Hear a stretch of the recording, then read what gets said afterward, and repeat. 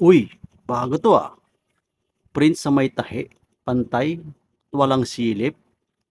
Ayos ah. Tara guys, pag-aralan natin. Okay guys, so meron tayong gagawin ngayon. So ito yung sample niya. Short, mga ang tawag dito, baggy. Okay? So hindi ito basta short, okay? So may print siya, pero may challenge. Kasi ito nga, ito yung sample natin. So between sa tahi is may print. So paano ginagawa yan guys? Makita nyo yan. Oh, ha? Tarado, di ba? Okay? So, ganito ginawa natin dyan. Gumawa tayo ng board. Okay? So yung pinagtahian, ipapasok natin dito.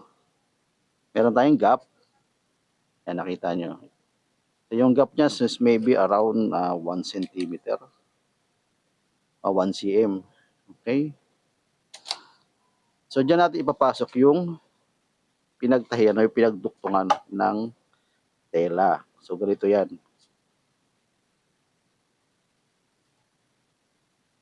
So example, ito yung tela. Actually, ito yung tela. Ito yun yung ano niya. Yung isusuksok natin doon sa may ginawa nating gap. Okay? So ilalagay mo lang natin dito. Yan. Lipat natin yung camera guys. Para makita nyo na maigi. Yan. Kung mapansin nyo dito sa between gap, isusuksok natin itong yan, yung pinagduktungan niya. Okay? So sa ganitong proseso, dapat mag-uusap kayo ng mananahi. Kung gano'ng kakapal o gano'ng kano ang gagawin, yan. Kung kailangan ba na baklas or buo. So in this case, baklas muna yung tela na ginawa natin ha, para sa short. Ngayon, isusuksok natin yung pinagdikitan. Kailangan lahat masuksok guys ha. Kasi iwasan natin magkaroon ng bukol. Kasi pag nagkaroon ng bukol yan or humps, yung pintura tatalon lang. Pwedeng mag-bleed. So hindi tayo makakapag-print ng ayos. So medyo ano lang to, medyo matrabaho. Pero pag nagawa niya naman na ayos is dire-diretso na yan.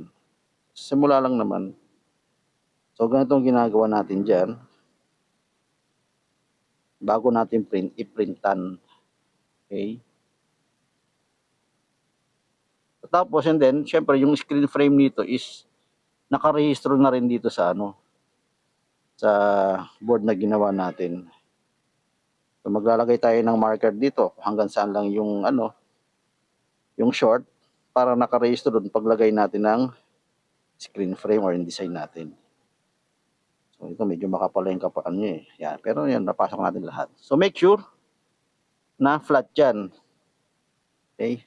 And this time guys, hindi tayo naglagay ng table adhesive ba? Kasi isang kulay lang naman to, black yung print yan, di ba? So hindi natin kailangan hindi naman tayo mag-uulit eh. Kaya isang hagod lang to. Ayan, so na-flat na siya. So eventually, syempre, pag naghagod tayo, flat yan, flat din yung deposit ng pintura. So iwasan natin yung masyado malayo. So susukatin pa rin natin yung gap na kailangan natin gawin.